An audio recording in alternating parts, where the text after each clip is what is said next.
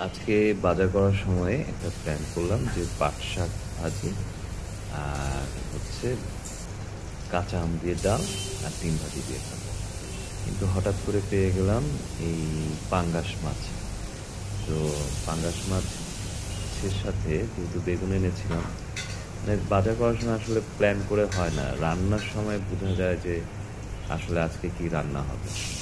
তো বাজার করলাম, তো বেগুন নিয়েছিলাম, ভাগ্য ভালো, তো বেগুন আলু দিয়ে হচ্ছে পাঙ্গাস মাছ রান্না হবে আর সাথে পাট শাক।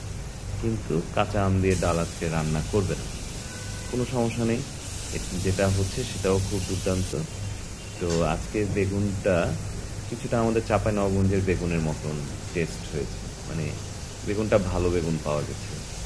আর পাট শাকটাও মজা লাগলো খেতে। খাওয়া দাওয়া করে এখন ভয়েস দিচ্ছি এডিট টেডিট করে।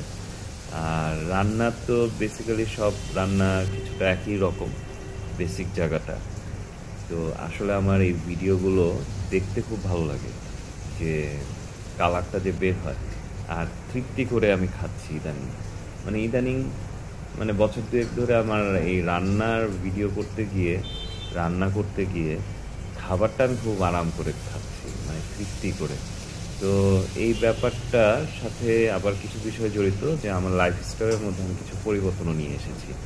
যেমন আমি সকালে খুব ভালো মতন ব্রেকফাস্টটা করি, এবং হচ্ছে দুপুরে 12টা থেকে 1টার মধ্যে খেয়ে ফেলি, আর সন্ধ্যা 7টা থেকে 8টার মধ্যে আমি রাতের খাবারটা খেয়ে নিই। এবং সকালে বেশি খাবার খাই, দুপুরে ভালোই খাবার খাই, আর রাতে হচ্ছে আমি অল্প খাবার খাই। তো সন্ধ্যা 7টা থেকে 8টার মধ্যে খাবার খাবার খাওয়ার ফলে একটা সুবিধা হইল যে আমার অনেক কিছু পরিবর্তন হয়েছে, মেজর মেজর লেভেলে অনেক পরিবর্তন হয়েছে শরীরে।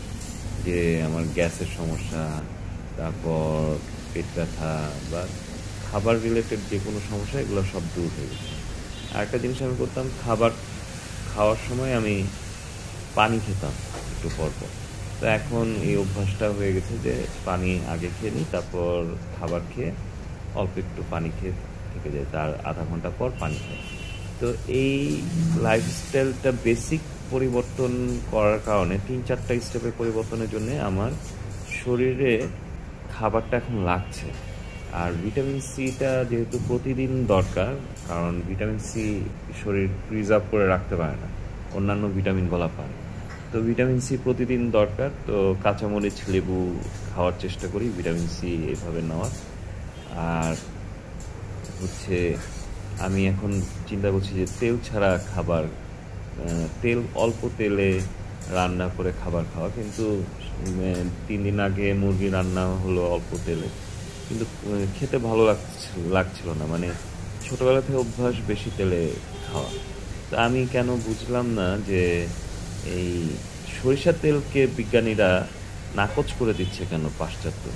সরিষা তেল তো আমাদের দেশের একদম বীজ থেকে তৈরি, এটা তো খুবই ভালো মানের তেল হওয়া উচিত, কিন্তু ডাক্তাররা বিজ্ঞানীরা বলছে সরিষার তেল শরীরের জন্য অত ভালো না। তো যাই হোক, এই যে যাই বলুক, সরিষার তেলটা আমার খুব পছন্দ।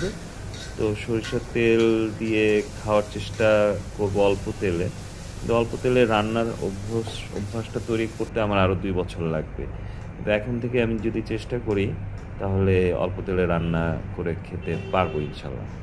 তো আজকের খাবারটা খুবই মজা হয়েছে, আর রান্নার দেখতে আমার ভালোই লাগে। Love you all.